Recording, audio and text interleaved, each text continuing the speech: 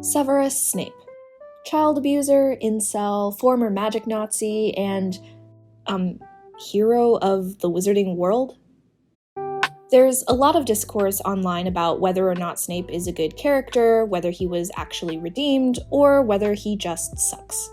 Today, we're going to get to the bottom of the issue and determine once and for all the definitive verdict regarding the character and the man that is Severus Snape. Let's start by looking at the evidence. Snape has undeniably traumatized an entire generation of Hogwarts students during his tenure as potions professor. He takes out his anger and insecurities on Harry for being the son of his school bully, despite Harry himself being totally innocent, having not even known his father growing up. He takes pleasure in bullying characters like Neville and Hermione and showers favoritism on Slytherins. When Hermione gets hit by a hex that makes her front teeth grow, Snape literally says to her point blank, "I see no difference." Damn! I mean, you know you're a pretty shit teacher when your student's literal worst fear is you. And let's not forget that Snape was a bona fide Death Eater even before he became Dumbledore's spy. He was totally behind blood supremacy and terrorizing Muggleborns up until it affected him directly. When Voldemort was planning to kill the Potters, Snape pleaded with him to spare only Lily, but murder everyone else if he wanted to. So these are the accusations we're working with that are fueling the anti-Snape movement. Now let's go to the Snape apologists to hear their response. Okay, well, my response is that I completely agree. All of these indictments are true and objectively terrible. Snape has absolutely committed heinous and indefensible acts. But that's the point. The point isn't that he's a good person. The point is exactly that he's not. Let's talk about redemption arcs. I think a lot of people get riled up about Snape because they think he wasn't sufficiently redeemed as a character. So let's examine what a redemption arc actually is. Wiktionary defines it as a story arc wherein an immoral character redeems themselves and makes right for their wrongdoings. Oftentimes in these stories, the redemptive character has some kind of epiphany where they realize all their past sins and turn good right at the critical moment. Usually, they're a good person who made some bad choices, but they have a heart of gold deep down. The good they eventually do outweighs the bad, and in the end, through their transformative repentance, they are forgiven for their mistakes. In short, redemption arcs make us feel good. Watching a character get redeemed makes us feel like we ourselves can be redeemed and are worthy of love and grace and salvation even with all our flaws. Which brings us back to Snape. Yes, Snape has done good and heroic things.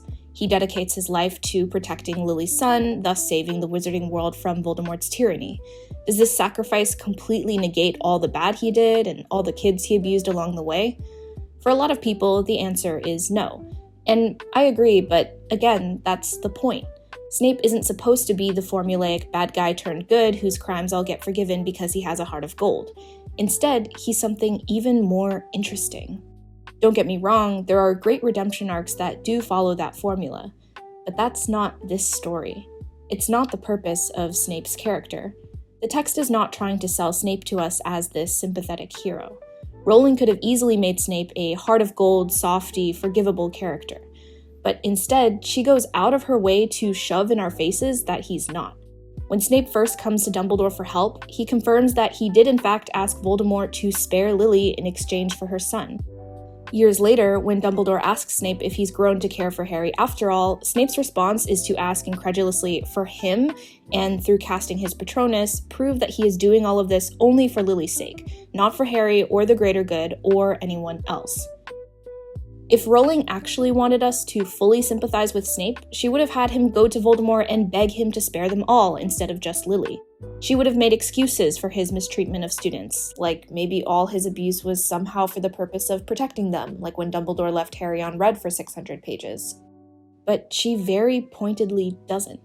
Throughout the series, we're reminded over and over again that Snape's actions, and even his motives, are far from altruistic. But that's what makes his sacrifice all the more astonishing. If he did have a heart of gold, if it was obvious that he was a good person deep down, then his redemption wouldn't carry such weight. It wouldn't be profound or shocking when it's revealed that he was working for Dumbledore all along, because of course someone with a heart of gold would do the right thing when it counted. It wouldn't surprise us. It would just make us feel good in an easy way. If Snape commits all these seemingly terrible deeds for good and justified reasons, it would be so easy to accept him, to like him. But he doesn't, and it isn't. It's precisely the fact that he is so genuinely flawed that makes the good he does actually mean something. This is a guy who is vengeful and sadistic and cruel in so many ways, and yet he chooses to sacrifice his life for the sake of a person he loves. It's because he's a bad guy, because he doesn't get fully redeemed, that he is not a great person, but a great character. The idea that a person as awful as Snape also ended up doing some of the most heroic deeds in the series is not only shocking, but challenging. It doesn't make us feel good. Instead, it makes us feel uncomfortable. How can such opposite extremes exist in one person? How can someone be so bad and yet good? One person couldn't feel all that. They'd explode. Just because you've got the emotional range of a teaspoon. In the films, Sirius Black has an oft-quoted line that we've all got both light and dark inside us, and there are a number of characters in the series who exemplify this idea. James Potter and the other Marauders were relentless bullies toward Snape. Sirius himself mistreated his slave, Kreacher, who shared the bigoted views of his masters, but who was undeniably oppressed himself. Dumbledore almost succumbed to his ambitions when he was allied with Grindelwald. Even Remus Lupin, a character known for his kindness and integrity, abandons his pregnant wife out of fear and shame and only goes back after Harry condemns him. When I was younger, it used to frustrate me that Draco Malfoy didn't get a full redemption. But as I've gotten older, I actually really appreciate that he doesn't, for the same reason that I appreciate how Snape doesn't get a full redemption. It would have felt too easy, too predictable, and too unfaithful to Draco's character for him to suddenly turn good at the end. What we get instead is this scared boy who doesn't do much good but is also afraid to do evil, and we see how the war and his parents' involvement in it have rendered him into this passive, paralyzed state. It's a much more harrowing and realistic picture of what war does to its victims, not just to the oppressed, but even those among the oppressors, and it refuses to provide the easy relief of a happy redemption, because that doesn't always or even usually happen in war.